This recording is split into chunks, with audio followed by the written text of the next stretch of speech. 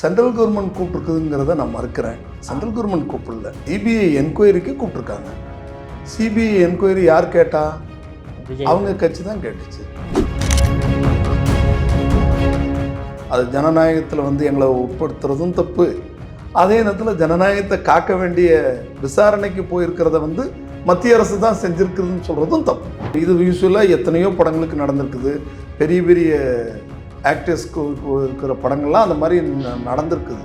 இதை வந்து இன்றைக்கி அரசியலில் பெருசாக காட்டி ஏதோ விஜய்க்கு மத்திய அரசுனால இடைஞ்சல் இருக்கிற மாதிரி. நாங்கள் வந்து இதை விட பெரிய நடிகர்கள் எத்தனையோ பேர் எத்தனையோ மாநிலங்களில் அரசியல் கட்சி தொடங்கி தோற்றவர்கள் அத்தனையும் பார்த்த கட்சி பாரதிய ஜனதா கட்சி. இன்னும் நிறைய நல்ல தலைவர்கள் ஒவ்வொரு கட்சியில் இருப்பாங்க. அதில் ஒவ்வொரு தலைவர்கள் அந்த மாதிரி இருக்கிற வரிசையில் காமராஜர் இருந்தார். அந்த மாதிரி நல்ல தலைவர்கள் காங்கிரஸில் இருந்தாங்க. அதை நீங்கள் அண்டர்லைன் பண்ணிங்க, இருந்தாங்க. இன்னைக்கு இல்லை. இல்லாததுக்கு காரணம் என்ன? எல்லாம் சுயநலம், எல்லாம் வாரிசு, எல்லாம் குடும்ப அரசியல். 1.5 லட்சம் தமிழர்கள் அங்கே கொல்லப்பட்டாங்க. எப்படி நீங்கள் 2 பேரும் ஒன்றா ஏறுறீங்க? அது சிறுத்தை 4 தொகுதியிலே 2 தொகுதியிலே நான் இருக்கட்டு. ஆனால் அந்த சிறுத்தையினுடைய நோக்கம் என்ன? ஐயோ என் தமிழனா அழியுது ஆச்சா போச்சான்னு குரல் கொடுத்த சிறுத்தை இன்னைக்கு என்ன ஆனீங்க? பதுங்குழிக்கு போயிட்டீங்க.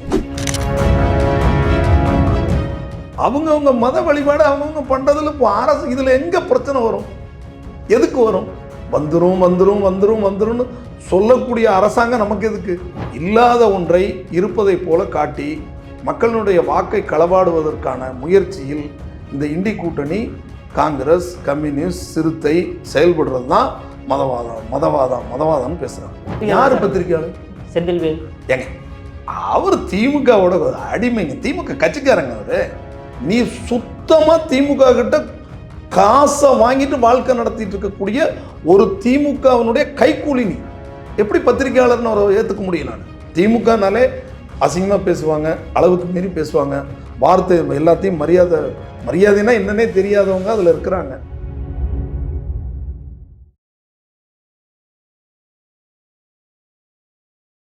இளைய பாரத நேயர்களுக்கு வணக்கம். இன்னைக்கு நம்ம நேர்களில் நம்ம சிறப்பு விருந்தினர் தமிழக பாஜகவின் சிறுபான்மையினர் அணி தலைவரான நம்ம ஜான்சன் சார் அவர்கள் தான். சார் வணக்கம். சார் வணக்கம். இளைய பாரத யூடியூப் சேனல் நேயர்களுக்கும் தமிழக மக்களுக்கும் ஒட்டுமொத்த உலகம் எங்கும் இருக்கக்கூடிய தமிழர்களுக்கும் இனிய பொங்கல் வாழ்த்துக்கள். நன்றி சார். ஆக்சுவலாக எங்களுக்கும் இன்டர்வியூ கொடுத்து மிக்க நன்றி சார். சார் ஆக்சுவலாக இப்போ வந்து சென்ட்ரல் கவர்மெண்ட் வந்து சிபிஐ வந்து அங்கே கூப்பிட்ருக்காங்க, டெல்லி கூப்பிட்ருக்காங்க விஜய் அவர்களை. சரிங்களா, பொங்கலே வந்து அங்கே தான் கொண்டாடுற மாதிரி நிலைமையை உண்டாக்கிட்டு இருக்காங்க. ஸோ என்ன தான் சார் நடந்தது சிபிஐ விசாரணையில்? ரொம்ப மகிழ்ச்சியான செய்தி. மகிழ்ச்சி ஏன்னு கேட்டிங்கன்னா, ஒரு தமிழர் தலைநகரில் போய் பொங்கல் கொண்டாடுறது, அவர் அங்கே பொங்கல் கொண்டாடும் போது அது ஒட்டுமொத்த தமிழர்களுக்கும் பெருமையாக இருக்கும் தலைநகரில். அப்படி அதை பாருங்கள். 2வது, சென்ட்ரல் கவர்மெண்ட் கூப்பிட்ருக்குதுங்கிறத நான் மறுக்கிறேன். சென்ட்ரல் கவர்மெண்ட் கூப்பிடல, சிபிஐ என்கொயரிக்கு கூப்பிட்ருக்காங்க. சிபிஐ என்கொயரி யார் கேட்டா? அவங்க கட்சி தான் கேட்டுச்சு. அன்னைக்கு வந்தப்போ என்ன சொன்னாங்க?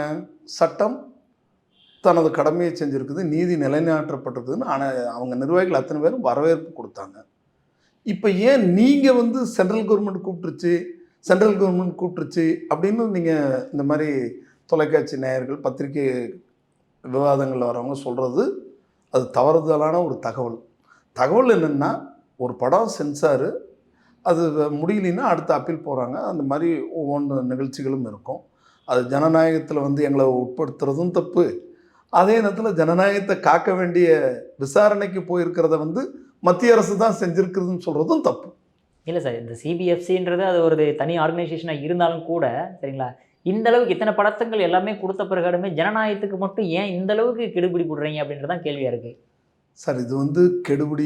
அதான் ஒவ்வொரு நாம்ஸ் வச்சுருக்குறாங்க. இராணுவ வண்டியை காட்டினா அதுக்கு என்ன பண்ணணும், அந்த தளவாடத்தை காட்டினா என்ன பண்ணணும்னு, அதெல்லாம் ஒவ்வொரு இதுக்கும் ஒவ்வொரு அமைப்பு இருக்குது. இவங்க வந்து தேதியை முடிவு பண்ணிவிட்டு ஏதோ அவங்களுடைய பிரச்சனை இது. இதை வந்து நீங்கள் இது யூஸ்வலாக எத்தனையோ படங்களுக்கு நடந்திருக்குது. பெரிய பெரிய ஆக்டர்ஸ்க்கு இருக்கிற படங்கள்லாம் அந்த மாதிரி நடந்திருக்குது. இதை வந்து இன்றைக்கி அரசியலில் பெருசாக காட்டி ஏதோ விஜய்க்கு மத்திய அரசுனால இடைஞ்சல் இருக்கிற மாதிரி அதெல்லாம் நீங்கள் காட்டுறீங்க. ஆனால் விஜயை பொறுத்த வரைக்கும் பாரதிய ஜனதா கட்சியினுடைய முன்னணி தலகர்த்தர்கள் அக்கா தமிழிசை, நயினார் அண்ணன், அண்ணாமலை அண்ணன், வானதிக்கா, ஹெச்ராஜ் அண்ணன் யாரை கேட்டிங்கன்னாலும் நாங்கள் என்ன சொல்லுவோம்னா, விஜயை பொறுத்த வரைக்கும் நாங்கள் ஒரு திரைப்பட நல்ல நடிகர் அப்படி பார்ப்போம். அரசியல் ரீதியில் அவர் புதுசு, ஒரு குழந்தை, அவருக்கு நல்ல ஒரு ஆதரவு இருக்கலாம், கொஞ்சம் ஆதரவு இருக்கலாம். அந்த திமுக எதிர்ப்பு அதை வந்து ஒருங்கிணைஞ்சோம்னா நம்ம எல்லாம் சேர்ந்து ஒரு வெற்றி பெறலாங்கிறத சொல்கிறதுனால ஏதோ அதனால தான் இதெல்லாம் நடக்கிற மாதிரி ஒரு பிம்பத்தை, ஒரு ஸ்ட்ராட்டஜியை கட்டமைப்பு பண்ணுறீங்க. ஆனால் நிச்சயமாக அப்படி கிடையாது. நாங்கள் வந்து இதை விட பெரிய நடிகர்கள் எத்தனையோ பேர் எத்தனையோ மாநிலங்களில் அரசியல் கட்சி தொடங்கி தோற்றவர்கள் அத்தனையும் பார்த்த கட்சி பாரதிய ஜனதா கட்சி. பாரதிய ஜனதா கட்சியினுடைய தலைவர்களுக்கு இவர் இருந்தால் தான் ஆகும், அது இருந்தால் தான் ஆகும், அப்படியெல்லாம் என்றைக்குமே நினைக்க மாட்டோம். நாளை காலையில் ஆட்சியை பிடிச்சே ஆகணும், ஆட்சி இருந்தால் தான் நாங்கள் இருப்போம் அப்படியெல்லாம் நாங்கள் நினைக்கிற கட்சியும் கிடையாது. 2 எம்பிக்களை வச்சுருந்த இந்த கட்சி இன்றைக்கி இவ்வளவு பெரிய உயரத்துக்கு வந்திருக்கிறதுக்கு அதுதான் காரணம். நாங்கள் வந்து ஒரு தனி நபர்களை நம்பி, அந்த தனி நபர்னுடைய புகழை நம்பி நாங்கள் கிடையாது. எங்களுக்கு மிகப்பெரிய அமைப்பு. எங்கள் அமைப்பு வந்து உண்மையாக சொல்லப்போனால் ஆர்எஸ்எஸ்னுடைய தாய் அமைப்பு அது. அதுக்கு பல்வேறு பிரான்ச்சுகள் இருக்குது. ஒரு பிரான்ச் பிஜேபி. அந்த பிஜேபி அதே அமைப்பினுடைய சிஸ்டம் எப்படி வேலை செய்தோ, அவங்கள யாரையும் முன்னிலைப்படுத்தாமல் சேவைக்கு எப்படி முக்கியத்துவம் கொடுக்குறோமோ அதே மாதிரி தான் இந்த கட்சியில் இருக்கிறவங்களும் சேவை சேவை சேவை. அதை இன்னைக்கு மோடிஜி சிறப்பாக செஞ்சுருக்கிறாங்க. அதை பேஸ் பண்ணி தான் ஒவ்வொரு மாநிலத்திலையும் ஆட்சியை பிடிக்கிறோம். அதை பேஸ் பண்ணி தான் ஒவ்வொரு மாநிலத்தில் உள்ளாட்சி, இப்போ திருவனந்தபுரம் ஆகட்டும், பீகார் ஆட்சியை பிடிச்சதாக இருக்கட்டும், எல்லா தேர்தலையும் வெற்றி பெறுவதற்கு ஒரே ஒரு காரணம், 14ல் பாரதிய ஜனதா கட்சி ஆட்சி அமைச்சது. அன்னையிலிருந்து இன்னைக்கு நீங்கள் சொல்கிற உங்கள் யூடியூப் சேனலுக்கு வச்சுருக்கிற பேரே அதுக்கு நல்லா இருக்குது, இளைய பாரதம். இந்த இளைய பாரதம் பாருங்கள், ஒரு தலைவரை தேர்ந்தெடுக்கிறோம், 46 வயசு, அகில பாரத தலைவராக வர்றாரு. எங்கேயாவது முடியுமா? அதுவே முதல் இளைய பாரதத்துக்கு நீங்கள் அதை மகிழ்ச்சியாக பார்க்கணும். அடுத்த எதிர்கால இந்தியாவை இளைஞர்களை நம்பி இந்த கட்சி கொடுக்குது. மண்டல் தலைவர்கள், மாவட்ட தலைவர்கள், மாநில தலைவர்கள் எல்லாம் சின்ன சின்ன தம்பிகளை போட்டு கட்சி நடத்தணும், அடுத்த கட்டத்துக்கு கொண்டு போகணும், நாட்டை வல்லரசாக்கணும். அதுக்காக பாடுபடுறோமே தவிர இந்த சின்ன சின்ன விஷயம், சென்சார் போர்டு, சிபிஐ, இதெல்லாம் வந்து தெரியல சார். குற்றச்சாட்டு என்ன எழுது அப்படின்னா, கரூர் சம்பவம் நடந்ததுக்கு அப்புறம் விஜய் அவர்கள் வந்து அப்படியே பிஜேபி அதிமுக கூட்டணி பக்கம் வர மாதிரி இருந்தது. ஆனால் இப்போ திடீர்னு ஒரு காங்கிரஸ்ட்டை வந்து கூட்டணி வைக்கலான்னு யோசிக்கும் போது வந்து பிஜேபி வந்து செக் வைக்கிறாங்க அப்படின்ற மாதிரி சார் குற்றச்சாட்டு வருது. பிஜேபி எந்த விதமான நெருக்கத்தை கொடுத்து யாருக்காகவும் அப்படியெல்லாம் வளைக்காது. எந்த ஒரு நபரையும் தாஜா பண்ணாது. பிஜேபி வந்து அதனுடைய நிலைப்பாட்டில் அது உறுதியாக இருக்கும். தேசம் தெய்வம், அதில் ரொம்ப போல்டாக இருப்பாங்க. இந்த நாடு தான் முக்கியம், நாட்டுக்காக எதை வேணாலும் இந்த கட்சியில் இருக்கிறவங்க செய்கிறதுக்கு தயாராகிடுவாங்க. அப்படி இருக்கும்போது இவங்களாம் ஒரு சின்ன பார்ட்டு சார். இதெல்லாம் ஒரு இந்த இவ்வளவு பெரிய அகண்ட பாரதத்தில் உலகத்திலேயே பெரிய கட்சி எங்கள் கட்சி. நாங்கள் போய் இன்னைக்கு ஆரம்பித்த ஒரு சின்ன கட்சி தலைவர்கிட்ட கூட கம்பேர் பண்ணி இவருக்கு செக் வச்சு அவருக்கு அப்படியே செய்யணும் சார். நாங்கள் செஞ்சுருக்கிற சாதனை, செய்யக்கூடிய வளர்ச்சிகள், இந்த திட்டங்கள் மக்கள்கிட்ட போய் மோடி மோடி மோடின்னு நீங்கள் உலக நாட்டில் போய் மோடி இறங்கணுன்னே ஏன் அந்த குரல் எழுப்புறாங்க? எந்த பிரதமருக்கு இல்லாத ஒரு தனி சிறப்பு சார். 28 29 நாடுகளினுடைய உயரிய விருது கொடுத்துருக்குறான் பாரதத்துக்கு. எவ்வளவு கொண்டாடப்பட வேண்டிய பிரதமர். நீங்கள் அவரை போய் விஜய் கூட கட்சின்னு சொல்கிறது வந்து மறுக்க. விஜயை வந்து நாங்கள் என்ன சொல்கிறோம், ஒரு அரசியல் கட்சி ஆரம்பிச்சிருக்கிறார்.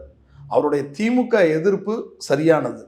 அந்த திமுக எதிர்ப்பை எல்லாம் எதிர்க்கிற, தனித்தனியாக எதிர்த்து நீ 10 ஓட்டு நீ 10 ஓட்டு நீ 10 ஓட்டு வாங்கி எதிர்ப்பு, அந்த இருக்கக்கூடிய எதிர்ப்பை வந்து பிரிஞ்சு போகாமல் ஓரணியில் நின்று ஒரே அணியாகி நின்று எதிர்க்கும்போது நிச்சயமாக என்ன நோக்கத்துக்காக வேண்டி எல்லாரும் எதிர்த்தாங்களோ அந்த நோக்கம் நிறைவேறும். திருப்பி அதுக்கு பிறகு ஒரு நல்ல ஆட்சி இந்த நாட்டில் கொடுக்கலாம். அதில் உரிமையாக ஒரு கூட்டணி மந்திரி சபையில் உட்காந்துருக்கலாம், இல்லை ஒரு ஏதோ ஒன்று, இல்லை ஐடியாவே வெளியிலிருந்து கூட ஆதரவு தெரிவிச்சுக்கலாம், இன்னமும் ஒன்று பண்ணலாம். அந்த மாதிரி அடிப்படையில் எங்கள் தலைவர்கள் சிந்திப்பாங்களே தவிர இவர் வந்தால் தான் இங்கே ஜெயிக்கும், இவர் இல்லைன்னா நம்ம தோற்றுறோம், இவருக்கு டார்ச்சர் பண்ண, அந்த மாதிரிலாம் நிச்சயமாக பிஜேபி இது சும்மா ஒரு ஸ்ட்ராட்டஜி இங்கே இருக்கவங்க பேசுறது. Okay sir. சார் அதே மாதிரி இப்போ ஜனநாயக படத்தை தவிர பராசக்தி ஒரு படம் பார்த்துருப்பீங்க நீங்கள். ஸோ பார்த்துட்டீங்களா இல்லையா படம்? நான் மோஸ்ட்டாக சினிமாவே பார்க்க மாட்டேங்க. Okay sir. சென்சார் போர்டு மெம்பராக இருக்கும்போது கட்சி கொடுத்த பணியை செய்யணுங்கிறதுக்காக போய் படங்கள் பார்ப்பேன். ம். அதோட சரி. அதுக்கு பிறகு நான் தியேட்டரில் போய் படம் பார்க்கறது இல்லை. இப்போ வந்து இந்த பராசக்தி படத்தை வந்து திமுகவினர் எடுத்து கொண்டாடிக்கிட்டு இருக்காங்க. ஆனால் இது வந்து காங்கிரஸ் மிகப்பெரிய ஒரு அடி மாதிரி பார்க்கப்படுது. சரிங்களா? இப்போ தமிழுக்காக கருணாநிதி அவர்களும் சரி, அதுக்கு முன்னாடி இந்த அண்ணாதுரை அவர்களும் சரி, என்ன செஞ்சாங்க அவங்க? இது வந்து ஒரு பெரிய கேள்வி. 1967 இவங்க ஆட்சி அமையுது. பொய்யை சொல்லி ஒழுக்கமாக இருந்த அன்னைக்கு இருந்த தலைவர்கள் காங்கிரஸில் பழைய நிறைய நல்ல எல்லா கட்சியிலையுமே நல்ல நல்ல தலைவர்கள் இருக்காங்க. போட்டுதலுக்குரிய கம்யூனிஸ்ட்டு, நாங்கள் கம்யூனிஸ்ட்டை பயங்கரமாக வன்மையாக கண்டிப்போம். ஆனால் நல்ல கண்ணை பார்க்கும்போது எங்களுக்கு ஒரு சாஃப்ட் கார்னர் தெரியும். நல்ல தலைவர். நார்த் இந்தியஸில் நிர்பன் சக்கரவர்த்தி இருந்தாங்க. அது மாதிரி நிறைய நல்ல தலைவர்கள் ஒவ்வொரு கட்சியில் இருப்பாங்க. அதில் ஒவ்வொரு தலைவர்கள் அந்த மாதிரி இருக்கிற வரிசையில் காமராஜர் இருந்தார். அந்த மாதிரி நல்ல தலைவர்கள் காங்கிரஸில் இருந்தாங்க. அதை நீங்கள் அண்டர்லைன் பண்ணிங்க. இருந்தாங்க. இன்னைக்கு இல்லை. இல்லாத காரணம் என்ன? எல்லாம் சுயநலம், எல்லாம் வாரிசு, எல்லாம் குடும்ப அரசியல். அது தொடர்ந்து வரும்போது இன்னைக்கு என்ன நடக்குது? எல்லாம் சுயநலமாக தனக்கு என்ன தன் வீட்டுக்கு என்னங்கிற நிலை காங்கிரஸுக்கு வந்துருச்சு. அதனால் காங்கிரஸ் கட்சி வந்து இன்னைக்கு நாட்டில் எங்கேயுமே கிடையாது. எங்கள் மறைந்து விட்ட முன்னாள் பாரத பிரதமர் மரியாதைக்குரிய வாஜ்பாய் அவர்கள் ஒரு பாராளுமன்றத்திலே சொல்லியிருக்கிறார், இந்த கட்சி நாங்கள் இன்னைக்கு 2 பேர் இருக்கிறோன்னு எங்களை ஏளனமாக பேசக்கூடிய நீங்கள், நாங்கள் இந்த நாட்டில் ஆட்சிக்கு அதிகாரத்துக்கு வர்ற அன்னைக்கு தொடைத்து எறியப்படுவீர்கள்னு. அது இன்னைக்கு கன்னியாகுமரியிலேருந்து காஷ்மீர் வரைக்கும் காங்கிரஸுங்கிறத ஒன்று இல்லாமல் எங்கள் மோடிஜி, அமித்ஷாஜி, நட்டாஜி, பாரதிய ஜனதா கட்சி சிறப்பாக அந்த வேலையை செஞ்சுருக்குது. அதனால் காங்கிரஸுக்கும் எங்களுக்கும் அந்த மாதிரி ஒரு இதே இல்லை. திமுகவுக்கும் காங்கிரஸுக்கும் கூட நட்புங்க. நான் சொல்லலை. நான் சொன்னால் கூட நீங்கள் பிஜேபிங்களா? எப்படி கூட நட்பு ஒன்றாகுது? எங்கே ஒன்றாகுது? யோசித்து பாருங்கள். அந்த கூட்டணியே முதல் முரண்பட்ட கூட்டணி. அதுக்குள்ளே இருக்கிறவங்க பூராமே பெரிய கூட்டணி எல்லாம் லெட்டர்பேட் கட்சி. யாருக்கிட்ட என்ன பலம் இருக்குது? எந்த ஊருக்காவது போய் இன்னைக்கு சும்மா நடக்கிறேன் திருச்சியிலேருந்து மதுரைக்குன்னு போகிற வைகோவுக்கு ஊருக்கு ஒரு ஆள் இருந்தால் அதிசயம். ஒரு ஆள், அது ஒரு கட்சிங்கிறீங்க. சிறுத்தை, அது ஒரு பகுதியில் இருக்கிறாங்க. இன்னொரு பகுதியில் சிறுத்தைன்னா யாருன்னே தெரியாது. அது இதை வச்சுட்டு இந்த மாதிரி ஒரு 2 தொகுதி ஒரு தொகுதிக்குள்ளே இருக்கிற கட்சிகளை கொண்டு வந்து மெகா கூட்டணி. காங்கிரஸ் வந்து நாட்டிலே இல்லை, அது அங்கே இருக்குதுங்கிறீங்க. காங்கிரஸுக்கும் திமுகவுக்கும் எப்படி சார் கூட்டு? எதில் கூட்டு? இன்னைக்கு இருக்கக்கூடிய முதலமைச்சருக்கு மிகுந்த உடல் உபாதைகள் உருவாவதற்கு இந்திரா காந்தி அம்மா கொடுத்த அடிதான் காரணம். தூக்கி போட்டு ஜெயிலில் வச்சு சிட்டி பாபா கொண்டு, இதெல்லாம் வரலாறுகள் இருக்குது. எல்லாத்தையும் மறந்துட்டு நான் அண்ணன் தம்பியாக பழகிறோம், நாங்கள் ஒற்றுமையாகிட்டோம் அப்படின்னா எப்படி ஏற்றுக்கிறது? 1.5 லட்சம் தமிழர்கள் அங்கே கொல்லப்பட்டாங்க. எப்படி நீங்கள் 2 பேரும் ஒன்றா ஏறுறீங்க? அது சிறுத்தை 4 தொகுதியிலே 2 தொகுதியிலே நான் இருக்கட்டு. ஆனால் அந்த சிறுத்தையினுடைய நோக்கம் என்ன? ஐயோ என் தமிழனா அழியுது ஆச்சா போச்சான்னு குரல் கொடுத்த சிறுத்தை இன்னைக்கு என்ன ஆனீங்க? பதுங்குழிக்கு போயிட்டீங்க. 2 சீட்டு வேணும், கூட்டணி பலமாக்குது, இந்த கூட்டணி ஜெயிக்க வைக்கணும். அப்போ எதுக்கு? இலங்கையில் கொல்றதுக்கா? தமிழினத்தை அழிக்கிறதுக்கா? அதனால் இது முன்னுக்கு பின் முரணானவங்க எல்லாம் ஒன்றா இருக்கிறாங்க. எதில் ஒன்றா இருக்கிறாங்கன்னு கேட்டிங்கன்னா, காங்கிரஸ் கட்சியினுடைய தலைவர் பெயர் வந்து செல்வ பெருந்தகை. அவர் பெருந்தகை எடுத்துருங்க, செல்வம். அவரோட செல்வம் பெருகிறதுக்காக இன்றைக்கி அமைதியாக காங்கிரஸ் கட்சியை அடக்கி வச்சுக்கிட்டு எப்படியாவது நம்ம இது கூடயே இருந்துருவோம், நம்ம வாழ்வாதாரத்தை பெருக்கிக்கணும், நம்ம பிரச்சனைகளை தீர்த்துக்கணுங்கிற நோக்கத்தில் காங்கிரஸ் கட்சி செயல்பட்டு இருக்கு. சார் அதேமாதிரி இப்போ நேற்றுக்கு பார்த்தோம், நம்ம திருப்பரங்குன்றதுக்கு வந்து எச் ராஜா அவர்கள் போகிறாரு. அங்கே போன உடனே மேலே போகக்கூடாது அப்படின்ற மாதிரி அவரை வந்து கைது செஞ்சு மறுபடியும் ரிலீஸ் பண்ணுறாங்க. ஆனால் சந்தனக்கூட திருவிழா நடக்கும்போது 100கணக்கான பேர் உள்ள அலோவ் பண்ணுறாங்க. இவங்களை எதுக்காக இந்த அளவுக்கு அடக்குமுறை பிஜேபி கண்டா? அது இந்த அரசாங்கம் வந்து நான் ஒரு சிறுபான்மை அணியினுடைய மாநில தலைவராக எப்படி பார்க்குறேன்னு கேட்டிங்கன்னா, இந்துக்களுக்கு எப்படியாவது எதிர்ப்பை காட்டுற மாதிரி ஒரு ரோல் பண்ணி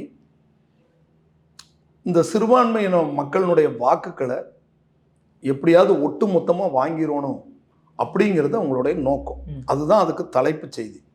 ஆனால் சிறுபான்மையினமான எல்லா டிவி டிபேட்டில், எல்லா சேனலில், பத்திரிகையாளர் சந்திப்பில், பொதுக்கூட்டங்களில் நான் சொல்லிட்டு வர்றது சிறுபான்மைன்னு சொல்லிட்டு இந்த மக்களுக்கு ஒரு துளி கூட, ஒரு இடத்துல கூட, 1% நன்மையான நல்ல திட்டங்கள் வளர்ச்சியை பற்றி சிந்திக்காத ஒரு கட்சி இருக்குதுன்னா அது காங்கிரஸ், திமுக. எப்படின்னு பார்த்தீங்கன்னா ஓட்டு மட்டும்தான் அவங்க வேணும். தேர்தல் வந்ததுன்னா சிறையில் இருக்கிறவங்கள சொல்லுவாங்க, அப்பாவி கைதிம்பாங்க, நியாயமாக எல்லாம் பேசிடுவாங்க. தேர்தல் வரும்போது தேர்தல் முடிஞ்சோடனே இதே சட்டமன்றத்தில் நம்ம முன்னாள் முதல்வர் மரியாதைக்குரிய டாக்டர் கலைஞர் என்ன சொல்கிறாரு, இஸ்லாமிய பயங்கரவாதிகள், இஸ்லாமிய தீவிரவாதிகள், இந்த வார்த்தையெல்லாம் யார் கொண்டு வந்தது? புதுசு புதுசாக தமிழில் வார்த்தைகள், திட்டங்கள்லையும் புது வார்த்தைகள் அழகாக கொண்டு வருவாங்க. அது மாதிரி அவங்க போடுற எல்லா இதுக்கும் விடிகள் எது விடிய போகுது, எங்கே இருட்டு இருந்தது, எப்போ இருட்டு இருந்தது? 67லேருந்து நீங்கள் ஆண்டிருக்கிறீங்க, 5 தடவை ஆண்டிருக்கிறீங்க. 4 தடவை நீங்கள் ஆண்டப்போ இருளை நீக்க முயற்சி பண்ணல. 4 தடவை நீங்கள் ஆண்டப்போது தமிழுக்கு என்ன வளர்ச்சி காட்டியிருக்கிறீங்க? ஒன்றும் கிடையாது. சாதாரண விஷயம் சார். எந்த பெரிய சிட்டிக்கு போங்க, அது சென்னையாக இருக்கட்டும், மதுரையாக இருக்கட்டும், திருச்சியாக இருக்கட்டும், கோயம்புத்தூராக இருக்கட்டும், நீங்கள் எங்கேயாவது போய் ஒரு பொது இடங்களில் கழிப்பிடம் இருக்கான்னு பாருங்கள்.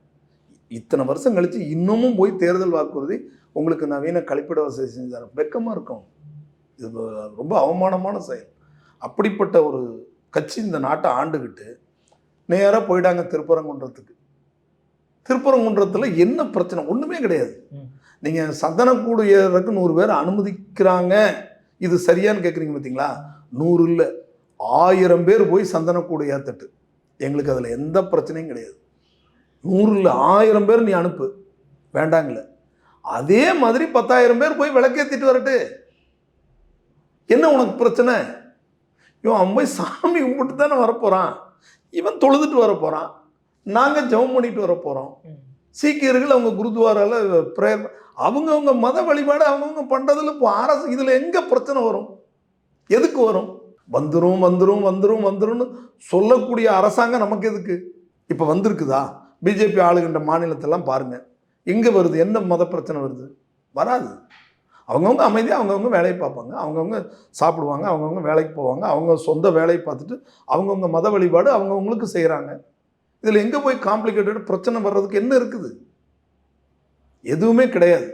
இல்லாத ஒன்றை இருப்பதை போல காட்டி மக்களுடைய வாக்கை களவாடுவதற்கான முயற்சியில் இந்த இண்டி கூட்டணி, காங்கிரஸ், கம்யூனிஸ்ட், சிறுத்தை செயல்படுறது தான் மதவாதம் மதவாதம் மதவாதம்னு பேசுகிறாங்க. இந்த மதவாதம்னு பேசக்கூடியவங்க அத்தனை பேருமே மதத்துக்குள் இருக்கக்கூடிய முக்கியமான 10 பேரை கூப்பிட்டு வச்சுக்கிட்டு அந்தந்த மதத்துக்கு தீங்கிழைத்தவர்கள் அப்படிதான் நான் சொல்லுவேன்.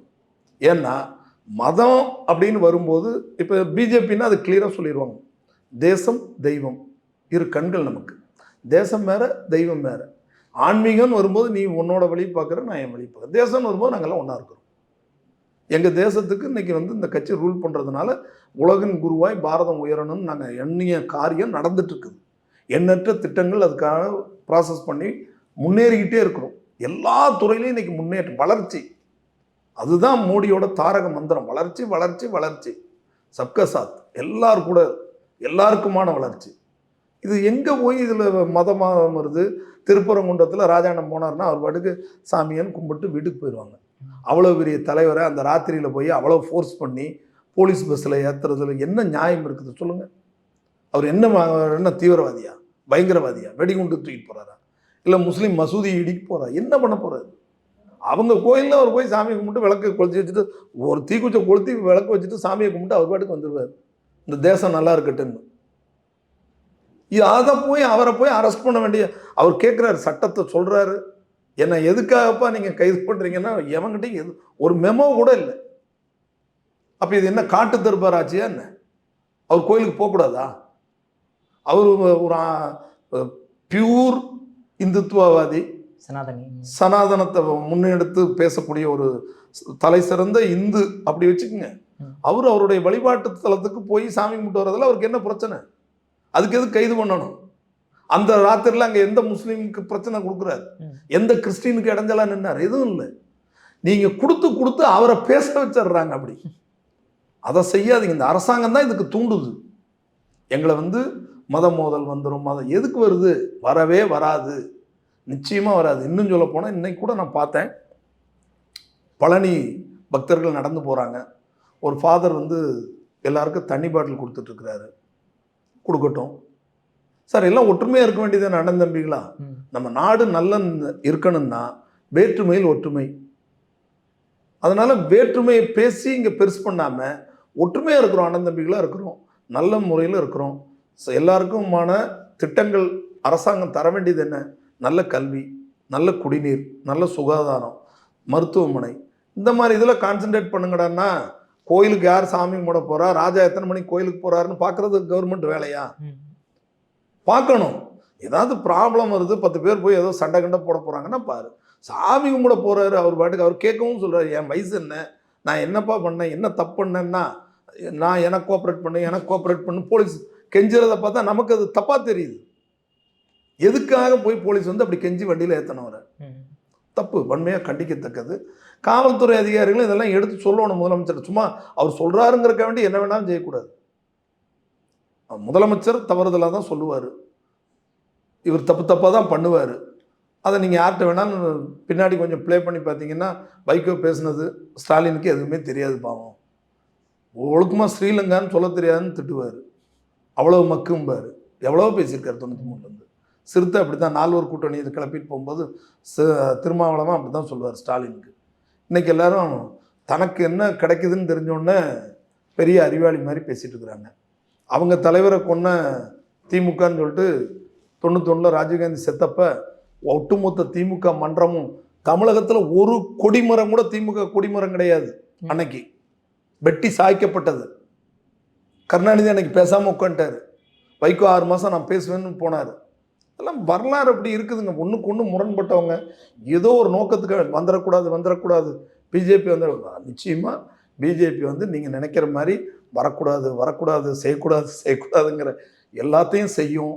இந்த நாட்டையும் பிஜேபி ஆளும். எங்கள் வாஜ்பாயினுடைய கனவு மோடியின் காலத்தில் நிறைவேறி உலகின் குருவாய் பாரதம் உயரும். புரியுது. ஸோ அதே மாதிரி இப்போ நம்ம ரீசெண்டாக பார்க்க முடியுது, உங்களுடைய இளைஞரணி தலைவர் எஸ்ஜே சூர்யா வந்து அட்டாக் பண்ணது. அது எதுக்கு அட்டாக் பண்ண அப்படின்னா, ஒரு பத்திரிகையாளரை போயிட்டு பேடிஎம் கரோ அப்படின்னு சொல்லாமா சார்? நியாயமா இது? சொல்லுங்க பார்ப்போம். ஐயோ, பத்திரிகையாளரை சொல்லவே கூடாது, வன்மையாக கண்டிக்கிறேன் நான். அப்புறம் யார் பத்திரிகையாளர்? செந்தில்வேல். ஏங்க, அவர் திமுகவோட அடிமைங்க, திமுக கட்சிக்காரங்க. அவரை போய் பத்திரிகையாளர்னு அப்படி சொல்கிறீங்க நீங்கள்? அப்படிதான் சார் அவர் போர்ட்ரே பண்ணிக்கிறேன். அதான் சொல்கிறேன், நாளைக்கு காலையில் உதயநிதியோ அல்லது இன்பநிதியோ நான் ஒரு பத்திரிகையாளர்னு பேட்டி கொடுத்தா உடனே பத்திரிகையாளர் ஆயிடுவாங்களா? இப்போ நான் தான் டிவியில் பேசிகிட்டு இருக்கேன், உடனே நான் பத்திரிகையாளர். நான் பியூர் பிராண்டு சார் பிஜேபி. அது மாதிரி அவர் ஒரு திமுக பிரதிநிதி. பொய் பேசுகிறாரு, இல்லாத பேசுகிறாரு, ஒத்து வராத பேசுகிறாரு, காசு வாங்கிட்டு பேசுகிறாரு, அதை சொல்கிறாங்க. உனக்கு ஏன் கோவம் வரணும்? 1.5 நிமிஷம் தான் சார் அந்த கூட்டத்தில் பேசினார். 1.5 நிமிஷம் பேசினேன். 1.5 நிமிஷத்துக்குள்ளே தூக்கி போட்டு போகிற அளவுக்கு உனக்கு என்ன கோவம் வரணும்? நீ பத்திரிகையாளர் முதல்ல அப்படி செய்யலாமா? நான் என்ன கேட்குறேன், உனக்கு யாரும் இன்னும் விமர்சனிக்க கூடாத ஆளா நீ சுத்தமாக திமுக கிட்ட காசை வாங்கிட்டு வாழ்க்கை நடத்திட்டு இருக்கக்கூடிய ஒரு திமுகவினுடைய கைக்கூலி. நீ எப்படி பத்திரிகையாளர்னு அவரை ஏற்றுக்க முடியும்? நான் அதை விட்டு பிஜேபி பிராண்டில் பேசுகிறார் எங்கள் தம்பி சூர்யா. அவர் என்ன தப்பாக நீங்கள் எல்லா பத்திரிகையாளர்களும் சொல்லுவாங்க, பிஜேபியில் வந்து யாருமே அறத்தை மீறி செயல்பட மாட்டாங்க. செயல்பட்டாங்கன்னா உடனடியாக அவங்களுக்கு உள்ளே இருந்து தெரியும் சார், எனக்கு யார் எங்கேருந்து கூப்பிடுவாங்க, ஒரு ஃபோன் உடனே வந்துடும். வந்து தம்பி நீங்கள் இப்படி பண்ணியிருக்கக்கூடாது, இப்படி பேசக்கூடாது, அதை உடனே சரி பண்ணி தருவாங்க. அப்படிப்பட்ட இயக்கம் இது. மேலே எவ்வளோ பேர் உட்கார்ந்து கண்காணிக்கிறாங்க, எவ்வளோ கரெக்ட் பண்ணிகிட்டு இருக்காங்க. சின்ன சின்ன தப்பு செஞ்சால் கூட அதுக்கு செய்யக்கு ஐயோ தெரியாமல் பண்ணிட்டாப்புல, இதை சரி பண்ணணும் அப்படி சொல்லிவிடுவாங்க. ஒரு பேசுகிறது தப்பாக இருந்தால் கூட ஒருத்தர் மரியாதை கம்மியாக பேசினா அதை சொல்லுவாங்க, நீ இப்படி சொல்லு மரியாதை. சார், இது வந்து பிஜேபிங்கிறது வந்து ஒரு புனிதமான அரசியல் இயக்கம். இது வந்து ஒரு காமராஜரை காக்கான்னு சொல்லணும், அண்டங்காக்கான்னு. காமராஜரை இழிவுபடுத்தணும். காமராஜரை இழிவுபடுத்தினா அது நான் இந்த விவாதத்தில் சொல்லக்கூடாத வார்த்தை. அவர் செய்யாதது. பெரிய பெரிய தலைவர்களை பெரியார்னு முக்குவாங்க. என்ன பெரியார்னு சொல்லி அண்ணாவும் கருணாநிதியும் பேசினதை எடுத்து பாருங்க, போதும். நாமெல்லாம் ஒன்றுமே சொல்லக்கூடாது பெரியார். அவங்க 2 பேர் பேசுனாங்கன்னு அதை இந்த தொலைக்காட்சிகளும் பத்திரிகையாளர்கள் நீங்கள் இந்த மாதிரி செஞ்சீங்கனாலே அந்த தலைவர்கள்லாம் இல்லாமல் இருப்பாங்க. இவங்க வந்து எந்த பாருங்க, இப்போ இவர் பத்திரிகையாளர் ஆயிடுறாரு. இவர் அப்படியே அதிர்ச்சி ஆயிடுவாருங்க. உணர்ச்சிவசப்பட்டு பேசுனா உடனே அதெல்லாம் அந்த காலங்க.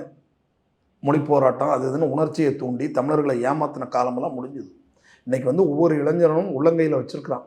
என்ன நடக்குது, யார் எதுக்கு பேசுகிறா, என்ன நடந்துட்டு இருக்குது எல்லாம் தெரியும். அதனால தான் இன்றைக்கி வந்து இளைஞர்கள் எல்லாம் பிஜேபி என்ன ஆடுறாங்க. ஏன் சிறுபான்மை அணியில் இன்றைக்கி வந்து நான் வந்து பொறுப்பெடுத்ததுக்கு பிறகு எவ்வளோ ஃபாதர்கள், எவ்வளவு இஸ்லாமியர்கள் இன்றைக்கி வந்து புதுசாக வந்து அண்ணே நீங்கள் வந்திருக்கிறீங்க, நான் உங்களோட பயணிக்க ஆசைப்படுறேன். எங்கள் நிர்வாகிகளோட தொடர்பு இன்றைக்கி வந்து அவ்வளோ ஒற்றுமையாக அது ரொம்ப சிறப்பாக மைனாரிட்டி வந்து பிஜேபிக்கு இவ்வளோ ஆதரவு கொடுக்கறத பிஜேபியே ஆச்சரியமாக பார்க்குற அளவுக்கு அவ்வளோ பேர் இன்றைக்கி சேர்ந்துட்டு இருக்காங்க சார். அதனால் இன்னைக்கு வந்து நீங்கள் இந்த மாதிரி செந்தில் பத்திரிகையாளர் அதெல்லாம் சொல்லாதீங்க. செந்திலெல்லாம் இனிமேல் இந்த மாதிரி தொலைக்காட்சி விவாதங்களுக்கு இவங்க கூப்பிடக்கூடாது. திமுகன்னு சொல்லி கூப்பிட சொல்லுங்கள். திமுகனாலே அசிங்கமாக பேசுவாங்க, அளவுக்கு மீறி பேசுவாங்க, வார்த்தை எல்லாத்தையும் மரியாதைனா என்னன்னே தெரியாதவங்க அதில் இருக்கிறாங்க. அதுக்குள்ளெல்லாம் போனால் ரொம்ப அசிங்கமாக பேசணும். இந்திரா காந்தியை நான் என்ன சொல்லுவேன், மாண்புமிகு முன்னாள் பாரத பிரதமர்னு சொல்லுவேன். ஆனால் அந்த பிரதமரை பொறுப்பை வகுத்த இந்திரா காந்தியை கருணாநிதி பேசின வார்த்தையை அப்படியே போட சொல்லுங்க. ஏற்றுக்கிறாங்களா கேளுங்க, காங்கிரஸ்காரங்க பேசலன்னு சொல்லுங்க. அவர் பேசியிருக்காரு, அவங்க இவங்கள பேசியிருக்காங்க. ஊழல் அப்படின்னா அது கருணாநிதி தான், அதுக்காக இந்த ஆட்சியவே கலைக்கிறோன்னு கலைச்சிருக்காங்க. ஊழலுக்காக இந்தியாவில் முதல் ஒரு ஆட்சி கலைக்கப்படுது, அது கலைஞரோட ஆட்சி. இதெல்லாம் இப்படிப்பட்டவங்க வந்து எப்படி பிஜேபி பேசுகிறாங்க, எதுக்கு சொல்கிறாங்க, எதுக்கு தாக்குறாங்க. நான் என்ன சொல்கிறேன், சூர்யா கிட்ட சொல்லாடல் பண்ணுங்க, கையாடல் பண்ணாதீங்க.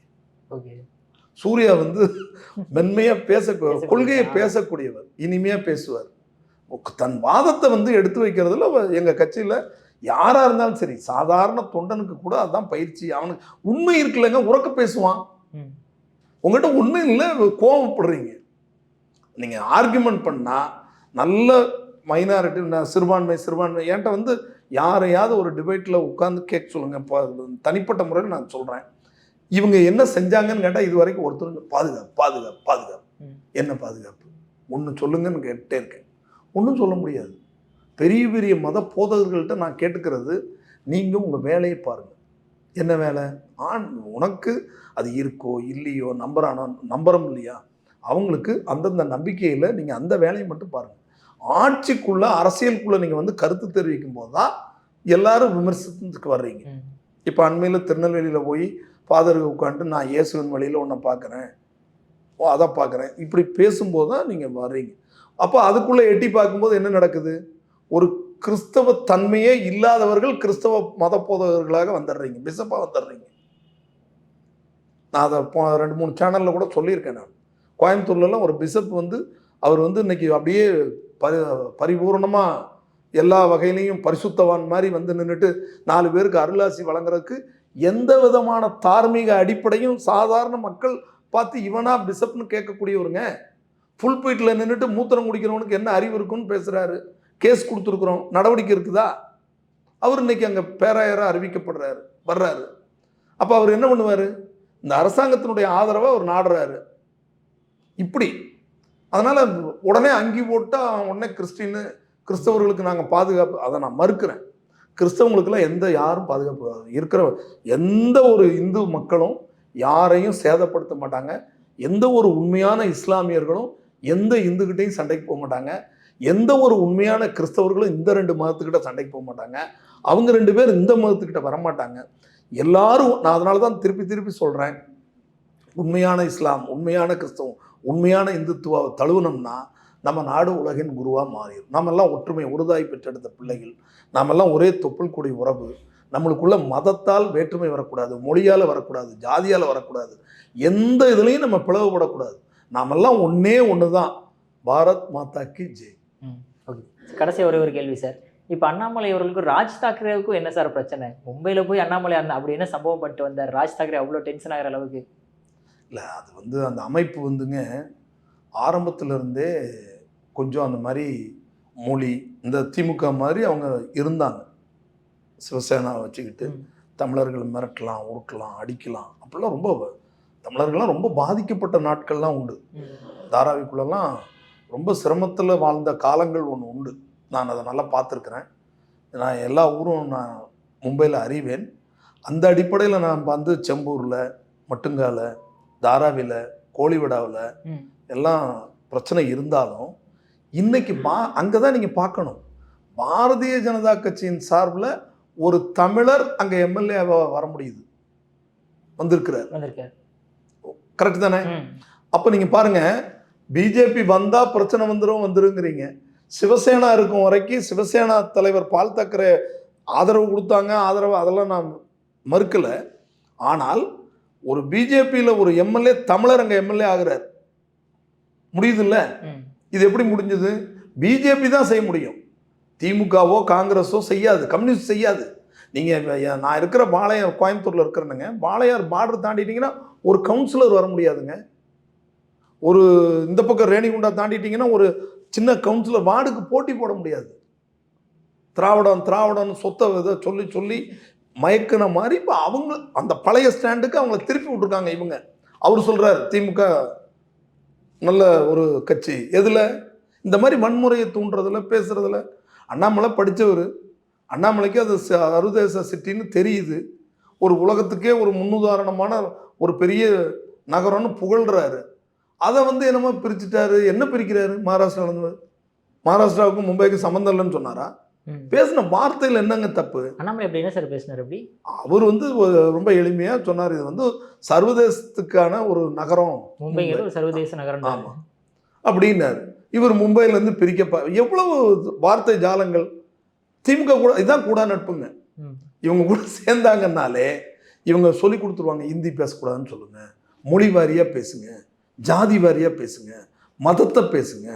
இதெல்லாம் இங்கேருந்து தோன்றக்கூடிய திராவிடத்திலிருந்து புறப்படுதுங்க.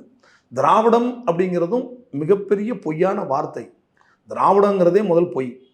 ஏன் போய் கர்நாடகாவில் இந்த வார்த்தையை பயன்படுத்த சொல்லுங்க. நீ திராவிடம் தானே, காவேரியில் தண்ணி வரலன்னு எவ்வளோ பேர் செத்துருக்குறான், எவ்வளோ விவசாயி ஊரை விட்டு ஓடி வந்தான். திராவிடம் தானே, ஏன் அடித்தான் கேட்டிருக்காங்களா?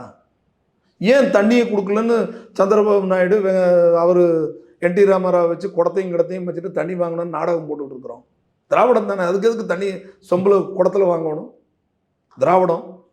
ஏன் நீங்கள் கூட்டணி வச்சுருக்கிற அரசு பினராயி விஜயன், முல்லைப்பெரியார் பிரச்சனை எங்கேருந்து வருது? திராவிடம் தானே. ஏன் வருது? நீ உனக்குள்ளேயே நீ சரி பண்ணிக்க முடியாத திராவிடம், சொத்த திராவிடம் இது பொய் கிடையாது. அந்தந்த மாநிலம் அதாவது அவங்கவுங்க கரெக்டாக செஞ்சிட்ருக்காங்க. இங்கே வந்து சரியாக ஆளக்கூடிய அவங்க வராதனால அண்ணாமலையை பார்த்து இன்றைக்கி பயப்படுறாங்க. அண்ணாமலையோட கருத்து பாதிப்பாக தெரியுது, நயினாரோட பேச்சு தப்பாக தெரியுது, தமிழிசைக்கு அவனு சொன்னாங்கன்னா தப்பாக தெரியுது, ராஜா கோயிலுக்கு போனால் தப்பாக தெரியுது, வானதிக்கு அவர் மகளிர் அணி மாநாடு நடத்தினா தப்பாக தெரியுது. என்னடா இவங்களுக்கு இவ்வளோ பெரிய கூட்டம் கூடுது, இன்னைக்கு இப்படி வர்றாங்களே அப்படின்னு. வெகு விரைவில் பாருங்கள், சிறுபான்மை அணி சார்பில் 3 மண்டல் மாநாடு நடத்தலாம்னு முடிவு பண்ணி வச்சுருக்கிறேன். சென்னையில், கோவையில், நெல்லையில். அது தலைவர்கள்ட்ட கேட்டு அவங்க கொடுத்தாங்கன்னா, தேதி கொடுத்தாங்கன்னா ஒவ்வொரு மாநாட்டிலையும் குறைஞ்சது 2000 டார்கெட் 5000 வைக்கிறேன். 2000க்கு மேலே எவ்வளோ வேணாலும் ப்ளஸ் பண்ணிக்கங்க 3 இடத்துல. அந்த அளவுக்கு இன்றைக்கி நான் சேர்த்து வேலை செஞ்சிட்ருக்கிறேன். என்னோட மெம்பர்ஷிப் அவ்வளோ ஒற்றுமையாக செஞ்சிட்ருக்குறாங்க. எங்கேருந்து வருது? நீ இப்போ சொல்லக்கூடிய பிரிவினைவாதம், திராவிடம், ஜாதி, மொழியெல்லாம் கிடையாது. உண்மையான தேசபக்தி கொண்ட மைனாரிட்டி மக்கள் இன்றைக்கி எல்லாரும் ஆமாம் இது கரெக்ட், இது சரிதான். எவ்வளோ பேர் இன்றைக்கி அந்த விளக்கை ஏற்றுவதற்கு தயாருங்கிறாங்க. விட்டால் அங்கே இருக்கக்கூடிய இஸ்லாமிய பெருமக்களே அதுக்கு வந்து உதவி செய்வாங்க. எண்ணெய் வேணா தருவாங்க, திரி வேணா தருவாங்க, கொளுத்துறதுக்கு தீப்பெட்டி வேணா தருவாங்க, வழிபடுற மக்களுக்கு தண்ணி வேணா. அந்த அளவுக்கு ஒற்றுமையான மண்ணுங்க இது. நீங்கள் இப்படி பொய்யை சொல்லி சொல்லி சொல்லி சொல்லி வெறுப்பை ஏற்றுறீங்க. அதை தயவுசெய்து நிறுத்திக்கங்க. வேற்றுமையில் ஒற்றுமை, நல்ல ஒரு இந்தியா உருவாகட்டும், நம்ம பாரத தேசம், அகண்ட பாரத தேசம் உருவாகட்டும், உலகின் குருவாய் பாரதம் உயரட்டும். உயர்த்துறதுக்கு நீங்கள் ஒத்துழைப்பு கொடுக்காட்டினாலும் பரவாயில்ல, அமைதியாக செய்கிற தலைவருக்கு நீங்கள் வாழ்த்து சொல்ல வேண்டாம், வாயை மூடிட்டு கம்முன்னு இருங்கிற. Okay sir. சார் அற்புதமாக விளக்கம் கொடுத்தீங்க சார். உங்கள் பொன்னான நேரத்தை இளையபாரல ஒதுக்கினதுக்கு மிக்க நன்றி சார். வணக்கம். மிக்க நன்றி. உங்களுக்கும் உங்கள் நண்பர் டீமுக்கும் பொங்கல் வாழ்த்துக்கள் மீண்டும் ஒரு முறை. நன்றிங்க.